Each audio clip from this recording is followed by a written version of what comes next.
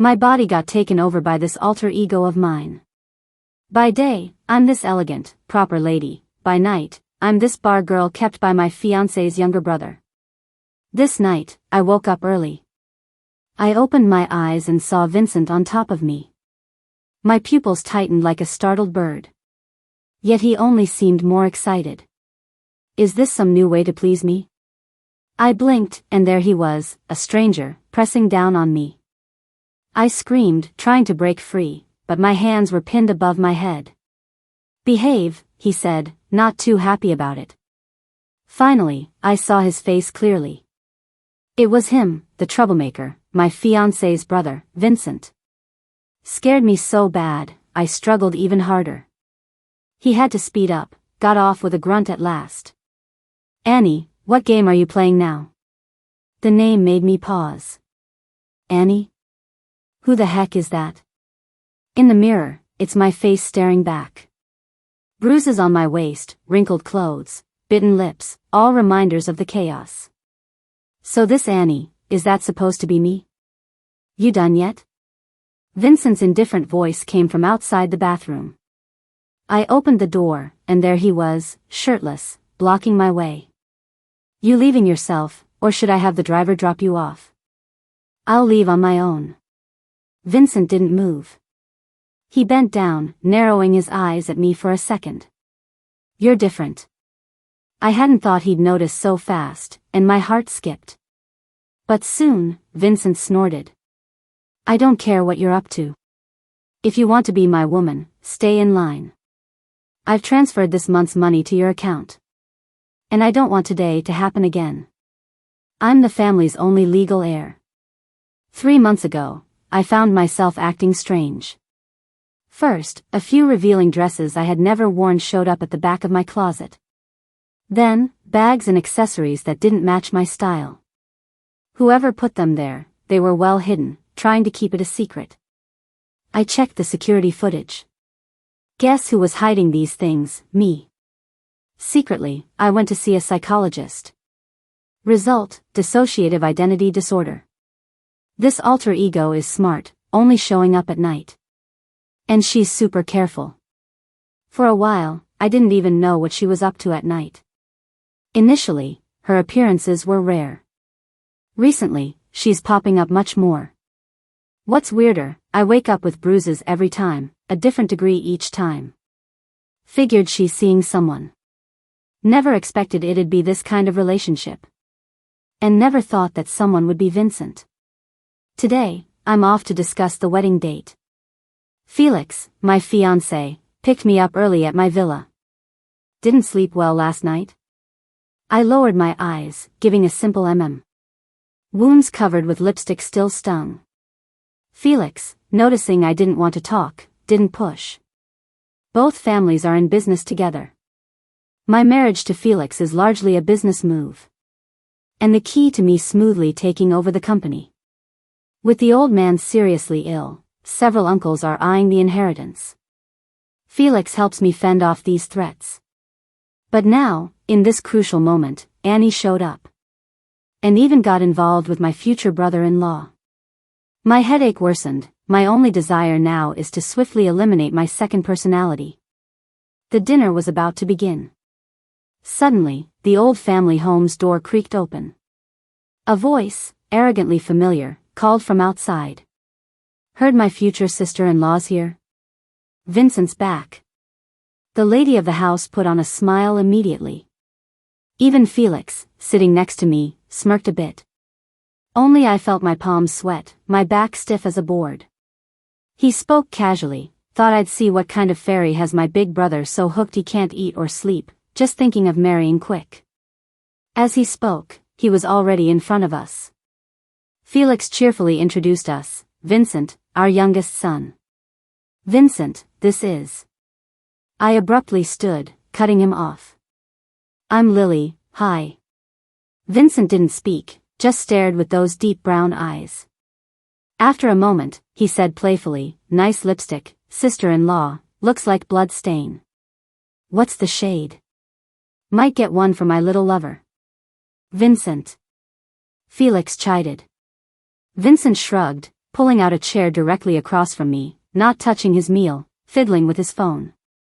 Soon after, my phone on the table vibrated.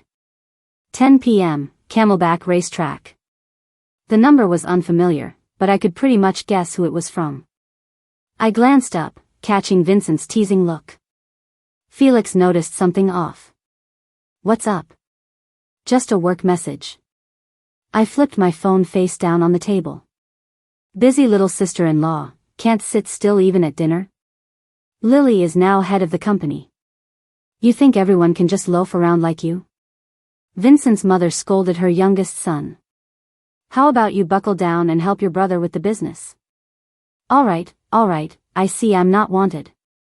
Vincent got up nonchalantly. "Enjoy your meal. I won't bother you elite folks, I'm out." "Telling you off, and you're leaving?" "You just got back, now where you headed?" Vincent didn't answer, a playful grin on his lips.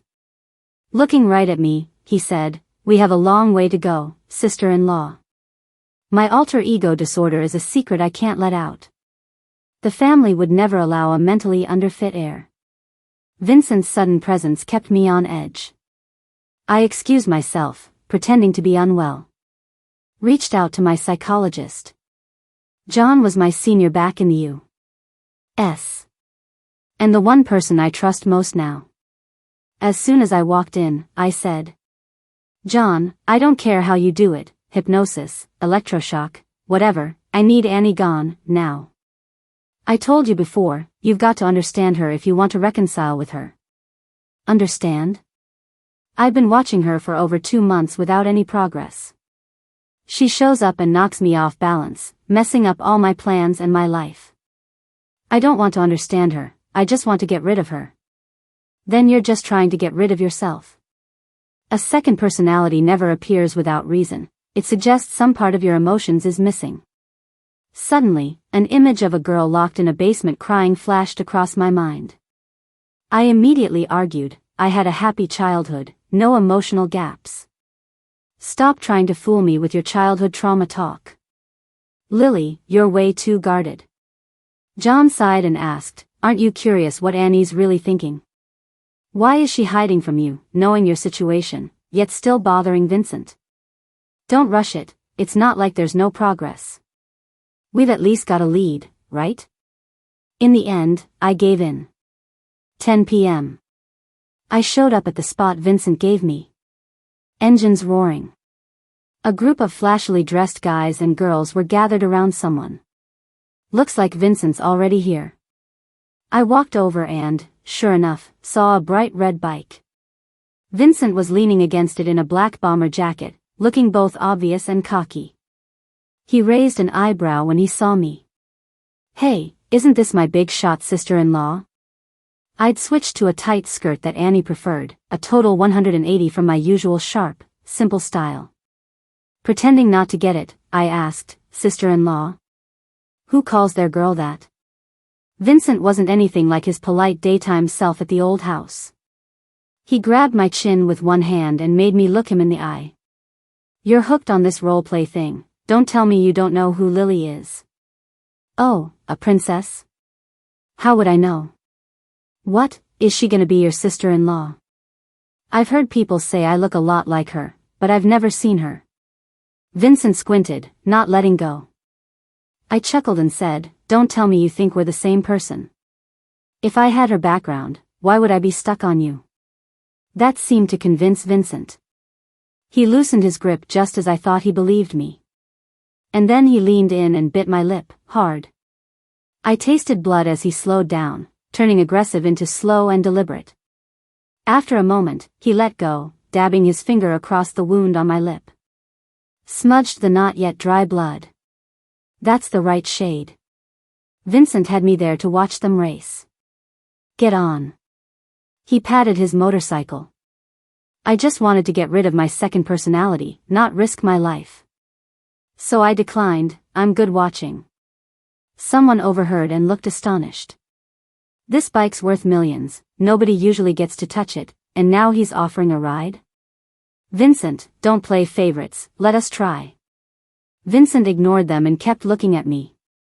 I warned, bikes aren't meant for passengers, it's not safe. That drew laughter, as if I'd told a joke. Vincent was done messing around. Get on, don't make me say it twice. Adrenaline hit its peak as the speed climbed. Gradually, all I could hear was the wind, my heartbeat, and my breath. Slowly, my consciousness started to fade. I realized that she was coming out. This was the first time I was awake while losing control of my body. When I opened my eyes, I was off the bike and back where we started. The phone read midnight. I lost 2 hours of memory. Yet something felt off. Holy crap. Vincent, where'd you find this girl? Never seen anyone beat Vincent before. Even Vincent's eyes had a deep look. That night, Vincent seemed oddly moved. His fingers slid through mine, kissing my lips. Annie, how many surprises do you have up your sleeve? Surprises? I wanted to know too. But soon, I couldn't think anymore. Just like that, I was torn apart and put back together. Thrown up and then caught. Turns out, people's limits keep dropping. Like after the fear of the first time. I'd quickly adapted to Vincent's presence. So much that now, looking at that handsome face an arm's length away, I could calmly say, "Good morning." Vincent wasn't amused. "Why are you still here?" I realized then. The old Annie never stayed the night. She had to get back to the villa before I woke up. But Vincent was so wild last night, that just keeping up drained me. I feigned ignorance. "I'm not Cinderella, gotta leave at midnight?" Like I said at the bar, stay with me, and there's no overnight, no feelings, no betrayal. Regretting now? What's this nonsense? I brushed it off. Got it, won't happen again. Back home, I wrote about her for the first time in my notebook. Annie, female, 26. Free-spirited, loves drinking, adept at motorcycle racing. Quite the opposite of me, huh? Monday, I made a hospital visit. Didn't expect you'd actually pull it off, convincing that kid to marry you, impressive. The old man was in late-stage cancer, yet still full of energy. All thanks to your guidance, Grandpa. The old man sneered, "Such ambition, I'm still unsure if it was right to bring you out of that orphanage." I was pushing the old man around the park beneath the hospital, laughing as I responded, "Of course it's true. Otherwise, a huge scandal would be impossible to contain. You, an old man, would have to watch a younger family member go to jail. Who knows if you'd even make it to today." You. Grandpa, don't get worked up. There's a bunch of reporters waiting around to see our family's joke. I leaned down to pat Grandpa's shoulder. Take care of yourself, Grandpa. In 2 months, you've got to be at the shareholders' meeting personally, you know. It's a big day. Your granddaughter is becoming the chairman. I want you to witness my moment of honor. After I said that, I called the caretaker over. Grandpa said he was tired and asked to be taken back to his room. It's been 10 years. Just 2 more months, and I'll fulfill a promise I made to that person. As I was about to leave, I heard someone call out, "Sister-in-law?" It was Vincent. Since the last time, it had been a week since I saw him. Also, during this time, it's like my second personality vanished. It hadn't shown up for a while. I smiled at him, trying to sound like a concerned elder. "Why are you at the hospital? Not feeling well?" "No," he replied, "my little sweetheart's pregnant, so I came with her for the abortion." After saying that, he checked my expression. I kept a smile on my face. "Really? That's too bad. Hope everything goes smoothly for you." "My kid, why would that bother you, sister-in-law?" It was just a polite thing to say, and now he's digging for meaning. I knew Vincent was just talking nonsense to mess with me. I tried to ignore it, but he continued, "Do you know Annie?" "Nope, who's that?" "Oh, she's the mother of my child. Looks quite a bit like you." I could barely hold my smile. I was scared I'd reveal too much if we kept talking. "That's a coincidence. I actually have some stuff to do." "Give me a ride then," he interjected. I've got some business and didn't drive. Weren't you just getting an abortion? Thinking it over, kind of a shame, he shrugged. We've got money after all, might as well keep the kid. On the road, Vincent sat in the passenger seat, propped his one hand up on his cheek, and tapped the buckle with his other hand restlessly. Miss, are you always this cautious when driving? I realized Vincent truly had a knack for driving people crazy.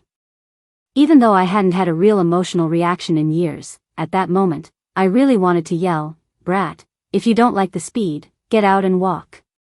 But I held it in. I pressed my lips tight and said, "Safe driving." After I said it, Vincent laughed. He laughed with an expression that was almost flirtatious. My little darling who looks like you also said that. Yet when she drove, she went even faster than me. Should I get you a helmet next time? Vincent was incredibly clever. He never mentioned it outright but always tested the waters. Just as I was struggling to deal with him, my phone rang. I grasped it like a lifeline and answered via Bluetooth, hearing Felix's voice fill the car. Mom wants to know if you have time to try on wedding dresses today. I have a meeting soon. Won't be done till 5. Wanna get picked up once you're done? Yeah, that's fine. As soon as I agreed, Vincent suddenly spoke up. Stop the car. I replied, it's a one-way street here, I'll find a spot up ahead. I said, stop the car. My patience finally ran out. Vincent, are you always this reckless? He coolly replied, yeah, I am the family's spoiled waste of space, remember? Didn't Felix ever tell you? Just as the air grew tense, Felix's voice came through the Bluetooth again. Lily, you're with Vincent now? I suspected Vincent had already figured out that Annie and I were the same person. He just didn't have proof. Right then, my phone showed a message from Vincent to Annie, 5 p.m., my place. 5 p.m., same time I was supposed to meet Felix for wedding planning. I was scared now. Scared that Vincent would tell Felix everything, and Felix would call off the engagement. Everything I worked so hard for would be gone. Felix couldn't be messed with. Now, Vincent had become a ticking time bomb that needed careful handling too. Can we handle it later? I'm a bit busy. No, I'll wait. I'll wait until you show up. Another work message? Felix had walked up beside me at some point. I tucked my phone away with a quick nod. But you're smiling. His gaze was sharp. So, can't I smile? Of course, you can. Felix replied, still calm and gentle, you do realize I'm the only one who can help you, right? I frowned slightly. I didn't like what he implied. I thought we both got our needs met out of this arrangement. My family's been quite an advantage for you too in this engagement. I'm just reminding you to stay clear of my brother. My spoiled, incompetent brother already has a track record. My ex spent a night in his bed once. You know how bad it would look if that kind of scandal got out. My expression fell completely at those words. Didn't know you had such an exciting past. Maybe you should reflect on why your charm's fading. Turning to your spoiled brother's bed, your ex found he liked something others might not see. Felix fell silent for a few seconds after my retort. You always so sharp with your words. His question caught me off guard. That's when it hit me, how much I had changed. That wasn't me. For years at home, I'd been cautious and strategic with every move. Rare was it that someone could rile me up. Yet recently, I'd been losing my cool more often. Ever since that morning I woke up in Vincent's bed. Things have been spinning out of control. I pressed my fingers to my temple, then apologized, sorry. Felix just chuckled, this is good. At least you've got a bit of life to you now. By the time I parted with Felix, it was already 9 in the evening. I had tried to cut that non-date short, but Felix was dead set on dragging time till now. Throughout the evening, Vincent never sent me any new messages. Originally, I planned to just head home. But thinking back to what he'd said, I decided to stop by his apartment. The living room was dark. I flipped on the light and the sight of him sitting right in the middle of the couch gave me a shock. Vincent looked gloomy, but he was watching my expression. Was I seriously feeling a little wronged? You're late. I said I had something to do. I said I'd wait for you. That's why I'm here. But you were late. We went back and forth, and I finally noticed something was off with him. When I got closer, I saw he did have an unusual flush on his face. Do you have a fever? He grunted, eyes looking watery. I touched his forehead. Sure enough, it was burning. Then I suddenly remembered seeing him at the hospital today. So, he went there for treatment? Then why take my car back? Dealing with a healthy Vincent is already tough. But a sick one? Way worse. He was acting like he was 3 years old. He whined about not wanting to go to the hospital and demanded I tell him a bedtime story. I can't sleep without a story from you now. Annie, do you really think making 10 grand a month is that easy? Back when you wanted my help, you promised to treat me like your baby. Now you're in my bed, and you've turned into a nagging wife. I shouldn't have felt sorry for you and saved you from your troubles back then. If I hadn't, we wouldn't be dealing with the farmer and the snake, Mr. Melon and the wolf, or Vincent and you now. In the end, I was forced to tell Vincent Hans Christian Andersen fairy tales all night. He finally fell asleep by dawn. Watching him sleep, a weird sense of familiarity hit me. I've seen him before. That's the only thing I could grasp then. Then I suddenly remembered something John said to me. Annie is like my other self in this world. She's gone through the same things as me and has the same missing parts. So, did Annie find him because she remembered something? Suppressing these scattered thoughts, I checked the time and prepared to leave. Suddenly, asleep, Vincent started mumbling. He said, if we break up, I'll pretend I don't know anything, okay? It felt like getting struck by lightning. After that, I ran out in a panic. Since that day, Vincent and I just kept pretending everything was fine. I was almost certain he knew something. But since he didn't mention it, I didn't either. However, what really made me cautious was when he looked at me one day and suddenly said, "What do I do? I want to take it back." Take back what? Vincent flashed a carefree smile. The 3 rules, I take them back. I want to wake up with you in my arms every day, I want you to fall for me, and I want you to always be mine. My heart skipped a beat, but I forced myself to stay calm. Would the young master really fall for a gold digger like me? Vincent laughed even more freely. Hearing you say that, it makes me want you even more. So, I got scared. I was scared he'd really go crazy and drag me in front of Felix. So, I prepared to make Annie break up with Vincent. After the breakup, it wouldn't matter even if Vincent figured out who I was. As long as I didn't admit to anything, he'd never have anything on me. But no matter how hard I thought, I couldn't come up with a smooth way to end it. In the end, I went for the simplest, most direct approach. I ran away. I sent Vincent a message as Annie. Let's break up. I'll pay you back the money. Then I blocked him before he could reply.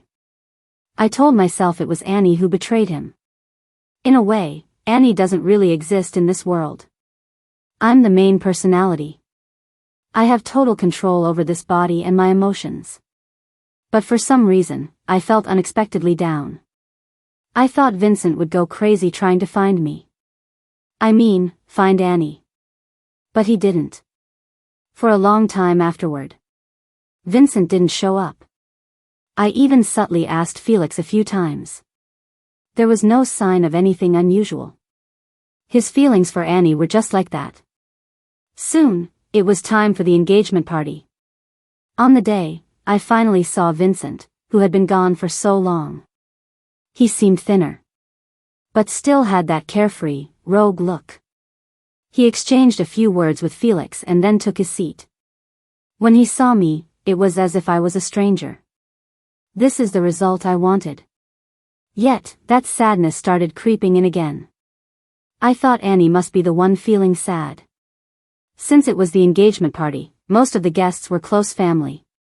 My parents had passed away, and the old man was still in the hospital. I didn't invite any relatives. After greeting the folks over there, I was about to head inside when Felix pulled me back. Some people haven't arrived yet. Who else? I invited your uncle's family. His words hit me like a ton of bricks. Then I raised my voice. You invited who? Felix, a bit displeased by my reaction, furrowed his brows slightly and replied, your uncle. He mentioned there were some misunderstandings between you, and there hasn't been much contact over the years. Now, his shares in the company are significant, and even if you take over, you'll inevitably deal with him. Keeping the peace is key in a family. You should be tactful. It's better to have more friends than create enemies for yourself. I couldn't help but laugh at those words. Who do you think you are, making decisions for me here? Save your high and mighty, fake, nice guy act for someone else. As soon as I said that, a voice came from the entrance. My dear sister, it's been 10 years. Have you missed your brother? Against the light, Uncle's son Ken appeared at the door. Frozen again, nausea welled up inside me and raced to my head. Then, the second personality inside me, Annie, started to take control. In the few moments before I lost my full consciousness, both I and Annie fixated on the fruit knife on the cake table. Every cell in my body screamed, kill him. Then, blackout. Blood. My hands were covered in blood. A knife, stained scarlet, was still in my grasp. I got so scared, I suddenly dropped the knife on the ground. Did I just kill someone? But the next second, I saw Ken and Uncle huddled in the corner, looking terrified. Something clicked. I turned around sharply. Vincent was on the floor, holding his abdomen with a slight frown. How could this happen? How? When he saw me looking, he actually managed a small smile. Don't worry, it doesn't hurt. Just dirted your hands. They're not worth it. Nobody expected it. This engagement party turned into a total fiasco. Vincent and I were sent to the hospital together. But people were probably still afraid of the madness I showed. So no one dared to come near. I sat on the hospital bed. My arm, cut by the knife, was bandaged. Suddenly, the door swung open. Felix walked in from outside. He was still in his engagement party attire, with frameless glasses on his nose. I warned you to stay away from him. Did you invite them on purpose? Why, to provoke me? Felix's smile was still gentle. You'll be my future partner in life. You didn't think I knew nothing, did you? I don't care if you've got a mental illness, but I can't stand my woman being with someone else, especially if it's my brother. Think of today as a little lesson. Know that I can work with you or with your uncle. I'm a businessman, as long as the stakes are high, I don't care who runs your family. Of course, I'd prefer to work with you. After all, I do have feelings for you. Felix is a lunatic. And a truly self-serving person. That much, I already knew. He gave me a week. Either I marry him to continue our prior arrangement, giving him full control over my family's future. Or he goes public with my mental illness and backs Uncle and Ken instead. He touched my cheek. Lily, do you know where you went wrong? You just didn't have the guts. Even though we were in the same hospital. I never saw Vincent. I worried about his injury but I didn't dare ask. I figured he probably didn't want to see me either. The day I was getting discharged, a text from an unknown number popped up. 10 grand a month, even if I paid a dog, it'd at least check in with me now and then, right? For some reason. I just started crying. The emotion hit me so suddenly, even I didn't realize I was in tears. I got a grip, finally heading to the room I'd already scoped out. The young master had bandages wrapped around his abdomen. He was half lying on the bed playing games. When he saw me, he lifted his eyes a bit. Oh, the high and mighty miss is gracing us with her presence? When did you find out? He huffed, Annie's way more honest than you. So, he knew from the start. I kept my head down, silent. Vincent tossed his phone aside, annoyed. Lily, that's all the guts you've got? You had some nerve pretending to be Annie in front of me. You disappeared, broke up, blocked me. Now you've got nothing to say. Then, Vincent gave me a look. Stopped suddenly mid-thought. Then, even more annoyed, he pulled me against his chest. All right, I'm not dead, what's with the tears? Why don't you blame me? Why didn't you tell Felix? Vincent roughly wiped my face. Haven't you always wanted to know why Annie told me all this, why she found me? She was asking for my help. She didn't want your hatred to blind you so much you'd sell your marriage. Lily, I've said it. As long as you come, as long as you're here, I'll pretend I don't know anything. I'd give everything to help you. But I need to know, did you come today because you chose to leave him? I finally took John's advice and started hypnosis therapy. Actually, I'm not just dissociative. I have identity recognition issues too.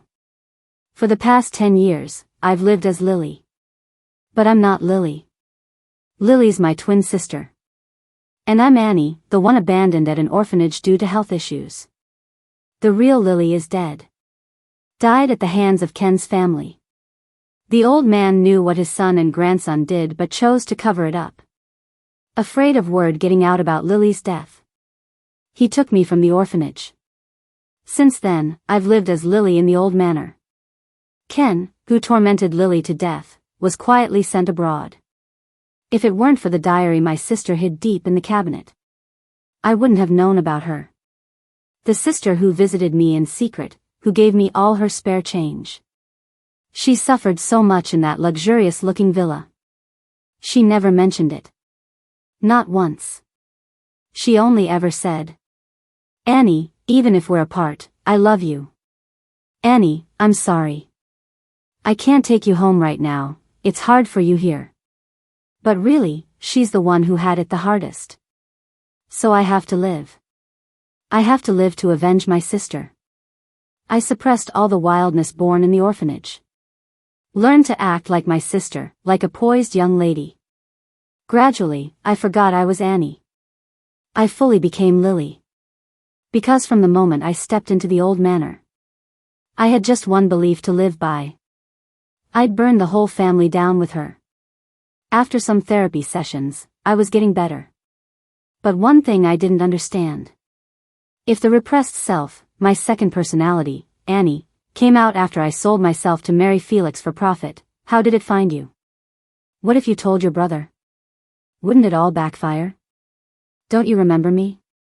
Vincent seemed a bit hurt. Did I even show up in those hypnosis sessions for a second? Those are childhood memories. How could you have been there then? Wait. No way. I suddenly turned to him. You are the kid being ditched by his brother while their parents were away on a business trip, and then picked up by the orphanage? Vincent gives a small nod. I cover my mouth. I remember. Of course, I remember. When I was 7, a little boy dressed in fancy clothes suddenly arrived at the orphanage. He was left there. And the person who left him wasn't a stranger, it was his real brother. My parents had me when they were much older, so I got more love and attention than Felix. But he didn't seem to like me from as early as I can remember. To win his favor, I tried really hard to be smart. But the smarter I became, the more scared he got that I'd take all our parents' love, and maybe even the future company.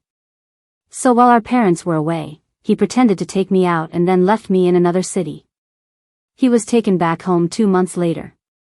We spent 2 months together at the orphanage. Back then, he wasn't the little tyrant he seems like now, he was more like a cute little bundle. Also, he was my friend who I could talk to about anything back then. What happened after you returned? Did your parents find out and give your brother a good scolding? I didn't tell them it was my brother who left me. I just lied and said I got lost on my own. Vincent smirks a bit. You think my parents didn't know? They just pretended not to know. So why would I bother being the bad guy who reveals the truth? So after that, Vincent intentionally played dumb and became the overly pampered, seemingly useless younger son. Your brother said something about you and his ex-girlfriend. Vincent's expression shifts dangerously. You believe him? He scoffs. I'm not him, I don't go for just anybody. My dear brother tried hard to make our parents give up on me, so as the younger brother, shouldn't I at least put on a little act for him? Navigating through a wealthy family is no easy feat. I learned that well when I became Lily.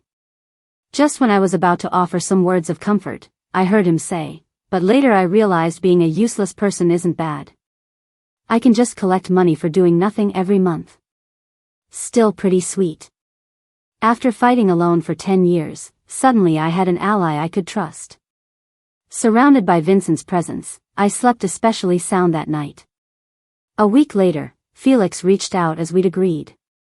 I was just about to take a nap. Just as I closed my eyes, there's a click sound. Vincent took a picture of me.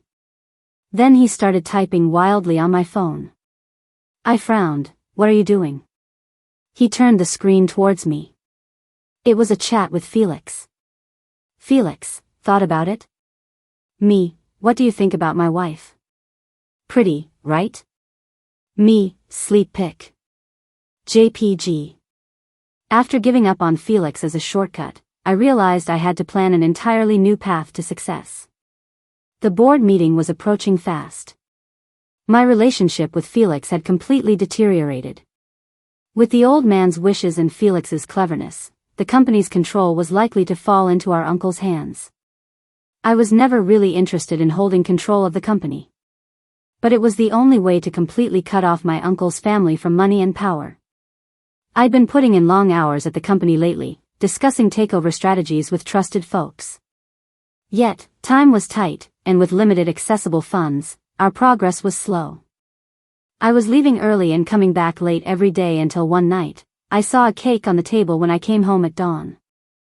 I suddenly realized it was my birthday. Vincent came out of his room, looking unhappy. If you don't get the company this time, what will you do? Still gonna go find a bigger shot than Felix? I'd been attending a ton of social events lately to make connections and find investors. The little guy was obviously not happy. No, once I've given up that route, I won't go looking for another. I've waited 10 years, if I fail, I'll just wait a bit longer. Life is long, I have a whole lifetime to fight them. Vincent's mood improved a bit as he handed me something from behind his back. What's this? Your birthday present. Open it. Inside was a stock transfer agreement. The shares combined, along with mine, formed a majority, even surpassing the old man's and his brother's. How? I've been preparing since I met you. At first, I collected small shares in friends' names and then used some tactics to pull a large chunk away from your uncle's side. You said my uncle? Vincent let out a cold laugh. Yeah, indulging in all sorts of vices, and now he's fallen so far he needs to sell off his shares. Take it, it's your husband giving you some solid backing. It was more than solid, it was plenty, enough for me to finally sleep peacefully beneath the assertive Vincent, who is known for his tenacity and strength. It was so much that I fell asleep despite battling insomnia for several nights. The male ego took a hit, and for 3 whole days, Vincent's mood was sour. Finally, the board meeting arrived. The old man came straight from the hospital to attend the change of command. Worth noting, Felix was also invited. Watching his and my uncle's interactions, it's likely they struck some kind of deal. All involved knew who the successor was, and the shareholders reached an unspoken understanding among themselves. Just as the voting was about to close, the boardroom doors swung open with a bang. It was like a scene from a movie in slow motion. Hold on, I haven't voted yet. Vincent waltzed in, followed by 2 officials in uniforms. He lifted the folder in his hand high. As the company's current second biggest shareholder, not only am I voting against it, but I'm voluntarily transferring all my shares to Lily. These 2 here are officials who can witness it all. He leaned over to glance. Look at this, Lily's shares add up to more than yours now. The tide turned instantly. The shareholders whispered among themselves.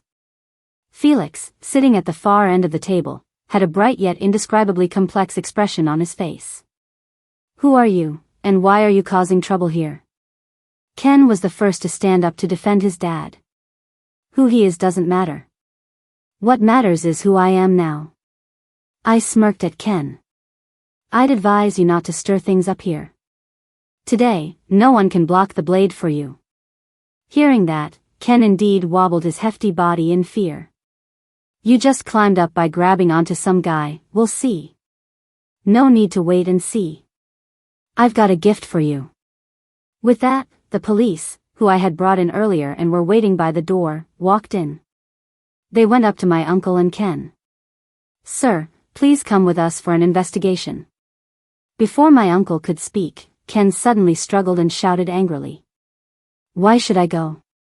I haven't done anything wrong. Officers, don't listen to her. I never assaulted anyone or murdered anyone, she's just fear-mongering. I chuckled coldly.